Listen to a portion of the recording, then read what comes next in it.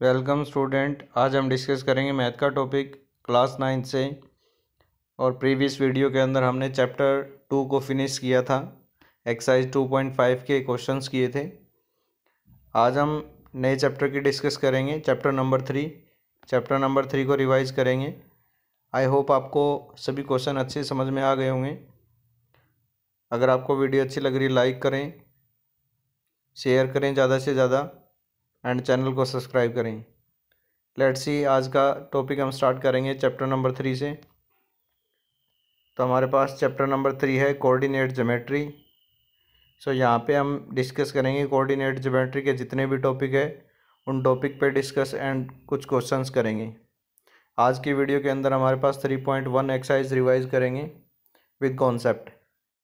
I hope आपको अच्छे से समझ में आ जाएगी। सबसे पहले हम इंट्रोडक्शन पढ़ते हैं कि कोऑर्डिनेट ज्योमेट्री के बारे में, कि ये होता क्या है, किस टाइप से हम कॉन्सेप्ट को यूज़ करेंगे। ठीक है। सो हमारे पास क्या है इंट्रोडक्शन के अंदर, देखिए, you have already study how to locate a point. देखिए यहाँ पे बात हो रही है एक पॉइंट के बारे में, ठीक है, ऑन ए नंबर लाइन। ठीक है, यहाँ पे लिखा हुआ है कि पहले आप पढ़ चुके हो कि नंबर लाइन पे पॉइंट कैसे लोकेट करते हैं। तो ये बोल रहा है कि नंबर लाइन पे पॉइंट जो हम चैप्टर फर्स्ट में पढ़ा था, ठीक है, इसलिए ये बोल रहा है कि you have already studied how to locate a point on a number line. Clear. तो यहाँ से हमारे पास क्या रहेगा, देखिए, नंबर लाइन पे पॉइंट रिप्रेजेंट करना। And you also know how to describe the position of a point on the number line. और आप ये भी जानते हो कि एक नंबर लाइन पे किस टाइप से पॉइंट की पोजीशन को आप रिप्रेजेंट कर सकते हो। जैसे मान लो एक लाइन है, this one A point and ये हमारे पास है बी पॉइंट। और इन पॉइंट पे आपके पास नंबर लाइन पे, जैसे मान लो यहाँ पे 10 है, फिर हमारे पास 20 है, फिर हमारे पास 30 है। तो यहाँ पे हम पोजीशन को रिप्रेजेंट कर रहे हैं कि यहाँ पे 10, 20 और 30 पोजीशंस हैं। ठीक है, with reference to more than one line. जैसे हम एक लाइन पे पोजीशन डिस्क्राइब कर सकते हैं, वैसे हम एक से ज़्यादा लाइन पे भी पॉइंट रिप्रेजेंट कर सकते हैं। अब यहाँ पे फॉर एग्जांपल इसने लिया है, कंसीडर द फ्लोइंग सिचुएशंस। जो हमारे पास सिचुएशन रहेगी, देखिए, इसको हम पढ़ते हैं। एक एक्टिविटी की तरह हमारे पास ये चैप्टर रहेगा। जैसे अब मान लीजिए कि आप एकेडमी में पढ़ रहे हैं, तो घर से एकेडमी तक का आने का रास्ते का मैप बनाइए। या फिर आप मान सकते हो कि यहाँ से मान लीजिए एकेडमी से लेके आप बस स्टैंड तक का एक मैप रोड बनाइए। ठीक है, तो इस टाइप से हमारे पास एक एक्टिविटी बेस्ड की एक्सरसाइज रहेगी। फर्स्ट एक्सरसाइज के बारे में डिस्कस करेंगे हम इस पर। ठीक है, सो देखिए डायग्राम हमारे पास 3.1, ये हमारे पास डायग्राम है 3.1। इसमें देखिए क्या क्या दिया हुआ हमारे पास, स्ट्रीट दी हुई है, फर्स्ट, सेकंड, थर्ड, फोर्थ, ये एक्टिविटी है हमारे पास। अब इसको हम रीड आउट करते हैं और साथ के साथ डायग्राम में हम एक्सप्लेन करेंगे इस टॉपिक को। सो देखिए, there is main road running. अब मान लीजिए कि ये एक मेन रोड है, ठीक है, यानी ये आपका एक मेन रोड है ईस्ट से लेके वेस्ट तक। ठीक है, direction and streets with the numbering from east to west also on each street. अब जैसे यहाँ पे ये तो हो गया मेन रोड इसका, ठीक है, और यहाँ पे मेन रोड के ऊपर जो है ये स्ट्रीट है 1, 2, 3 इस टाइप से। ये 1 हो गई, यहाँ पे 2 है, फिर 3 है, फिर 4 है, फिर 5 है, फिर 6 है, फिर 7 और फिर 8 है। क्लियर। अब ये तो हो गई हमारे पास स्ट्रीट। इसके बाद में देखिए क्या दिया है, also on each street house number are marked. अब देखिए गली है, तो गली के अंदर जितने भी घर हैं उनको नंबर दे रहे हैं 1, 2, 3, 4, 5। यानी एक स्ट्रीट के अंदर 5 हाउस है, 1 यानी 1 to 5, फिर 1 to 5, 1 to 5, 1 to 5। Each of street के अंदर हमारे पास 5-5 घर हैं। ठीक है, एक्टिविटी कर रहे हैं हम इस क्वेश्चन के अंदर। ठीक है, मार्क्ड करेंगे number of houses and to look for friend house. अपने मित्र के जो घर है उसको, घर को देखिए, is it enough to know you only reference point the instance if we have only know see live on street 2। जैसे यहाँ पे हमारे पास क्या दिया हुआ है कि जैसे आप स्ट्रीट नंबर फर्स्ट में रह रहे हैं, आपका फ्रेंड है वो स्ट्रीट नंबर 5 में रह रहे हैं। ठीक है, तो इस टाइप से हमारे पास जो है डिफरेंट डिफरेंट लोकेशन बता रखी है। ठीक है, and to find the house easily, not and easily as a when you know two places information about it। आपको जैसे गली के अंदर इंफॉर्मेशन होती है कि यहाँ पे शॉप है, या फिर यहाँ पे स्कूल है, यहाँ पे एकेडमी है। इस टाइप से हमारे पास जो है स्ट्रीट के अंदर जो भी हमारे पास नंबरिंग के अकॉर्डिंग हाउस होते हैं और नंबरिंग के अकॉर्डिंग अगर मान लो कि कोई भी प्लेसेस एक पर्टिकुलर प्लेस ऐसा दे रखा है जैसे शॉप है या फिर मान लो कि मॉल है, तो आप उसको अच्छे तरीके से जानते हो, ठीक है।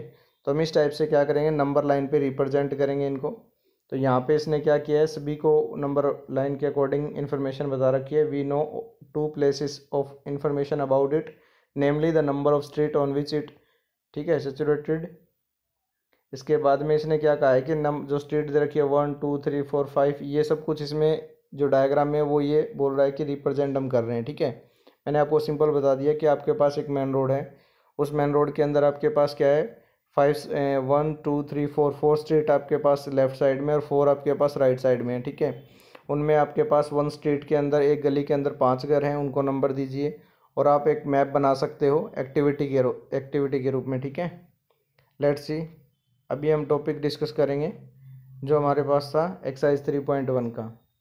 इसमें हमारे पास क्या है, देखिए, जो अभी हमने प्रीवियस जो अभी टॉपिक पढ़ा हमने, उसके अंदर हमने ये रिप्रेजेंट किया कि हम एक लाइन के ऊपर किस टाइप से, जैसे ईस्ट से वेस्ट था हमारे पास, तो किस टाइप से हमने स्ट्रीट को रिप्रेजेंट कर सकते हैं, पोजीशन को हम क्या कर सकते हैं, रिप्रेजेंट कर सकते हैं। इस टाइप से हमने उनको क्या किया था, रिप्रेजेंट किया था, क्लियर। इसी टाइप से हमारे पास एक क्वेश्चन है फर्स्ट, उसके अंदर भी हमें क्या करना है, क्वेश्चन को पढ़ना है, उसकी सिचुएशन के अकॉर्डिंग जो क्वेश्चन में दे रखा है उसका एक आपको डायग्रामेटिकली रिप्रेजेंट करना है, और कुछ नहीं है क्वेश्चन के अंदर, ठीक है। देखिए फर्स्ट क्वेश्चन पढ़ते हैं, how will you describe the position. आपको पोजीशन बतानी है कि कैसे डिस्क्राइब करेंगे, कैसे रिप्रेजेंट करेंगे, of A table lamp. Table lamp का मतलब होता है कि जो हम आप पढ़ते हो, जो स्टडी के लिए लैंप लेके आते हो, वो table lamp on your study table, आपकी स्टडी जो पढ़ते हो उस टेबल के ऊपर रखा हुआ है table lamp. To another person, ठीक है, आपको डिस्टेंस बताना है इसके लिए, कितनी दूरी पर रखा हुआ है, ठीक है। यानी आपके पास, आप यहाँ पे बैठे हो तो जो दूसरा स्टूडेंट या मान लो कि दूसरा पर्सन जो बैठा है वो यहाँ पे बैठा है, तो वो कितनी दूरी पे बैठा हुआ है, ठीक है। इस टाइप से हम डायग्राम को रिप्रेजेंट करेंगे। तो आप डायग्राम रिप्रेजेंट कीजिए, पेंसिल से आपको डायग्राम बनाना है, एक टेबल बनानी है, टेबल पे फिर हम टेबल के पास में ही हम एक चेयर बना सकते हैं, फिर चेयर पे एक स्टूडेंट को बैठा सकते हैं, ठीक है, डायग्राम बना सकते हैं। और टेबल के ऊपर हमें लैंप बनाना है, लैंप से हम क्या करेंगे, डिस्टेंस कवर करेंगे। ये जो डिस्टेंस रहेगा 1 फीट का रहेगा, यहाँ पे ये लेंथ ज़्यादा है तो ये 2 फीट का हो जाएगा, ठीक है। और यहाँ पे ये जो होगा ये इसका सेंटर ऑफ पॉइंट होगा, यहाँ पे वो लैंप रखा हुआ है। फर्स्ट कोऑर्डिनेट जैसे मान लीजिए 2 और 1 है, तो फर्स्ट कोऑर्डिनेट एक्स का होगा यानी एक्स एक्सिस का, सेकंड कोऑर्डिनेट आपके पास वाई का रहेगा, तो ये वाई एक्सिस होगी, ठीक है। वो हम कोऑर्डिनेट ज्योमेट्री में जैसे जैसे कॉन्सेप्ट और क्वेश्चंस हम करेंगे उस पर डिस्क्राइब क्वेश्चंस पे टॉपिक को पढ़ेंगे, ठीक है।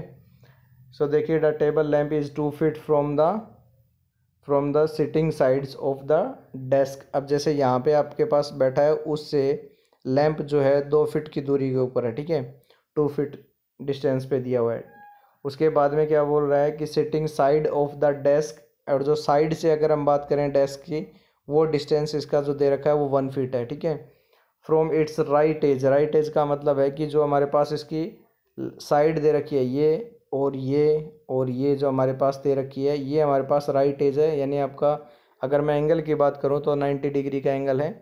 So we can write the position, जो हमारे पास पोजिशन रहेगी लैंप की वो रहेगी 2 and 1, यानी 2 फीट लेंथ, जहाँ पे वो बैठा, मान लो यहाँ बैठा हुआ है, ठीक है, यहाँ लैंप है तो उसके डिस्टेंस से लैंप का जो डिस्टेंस है वो है 2 फीट का। अगर साइड कॉर्नर से अगर वो मेज़र करता है उस लैंप का डिस्टेंस, तो उसका डिस्टेंस आ जाएगा आपके पास, तो उसका डिस्टेंस आपके पास आएगा, सॉरी टेक्निकली इश्यू इसमें, कि आपका 1 फीट के अंदर, ठीक है। तो हमारा आंसर जो रहेगा वो आएगा 2 और 1। आई होप आपको क्वेश्चन समझ में आ गया होगा। सिर्फ एक एक्टिविटी बनानी है ये आपको, ठीक है। लेट्स सी, नेक्स्ट क्वेश्चन पे डिस्कस करते हैं। ये क्वेश्चन हमारे पास अभी जो हम कर रहे थे उस पे बेस पे है, एक्टिविटी है एक, ठीक है। स्ट्रीट प्लान, देखिए सिटी हैज़ 2 मेन रोड, एक सिटी का मेन रोड है जैसे हमने जो इंट्रोडक्शन में पढ़ा था सेम उसी टाइप का, and which cross each other at the centre of the city, ठीक है। और वो क्या करता है, रोड सेंटर, सिटी के सेंटर बीच में से, ठीक है, गुजरता है। And these 2 road are along north and south direction, और 2 रोड जो है एक नॉर्थ की तरफ है एक साउथ की तरफ डायरेक्शन में, एक तो नॉर्थ साउथ है और एक हमारे पास ईस्ट वेस्ट डायरेक्शन में। डायग्राम भी बनाएंगे हम इसमें। ऑल द अदर स्ट्रीट, और जो मेन रोड से गलियां निकलती है, स्ट्रीट निकलती है of the city, run parallel to, parallel का मतलब एक दूसरे को इंटरसेक्ट नहीं करती वो, जैसे मान लो ये मेन रोड हो गया, ठीक है, तो ये इस टाइप से पैरेलल है वो, ठीक है, ये पैरेलल है वो स्ट्रीट जो, ठीक है। And parallel to these using 1 centimetre, आप क्या कीजिए, पैरेलल के लिए आप सेम डिस्टेंस रखिए।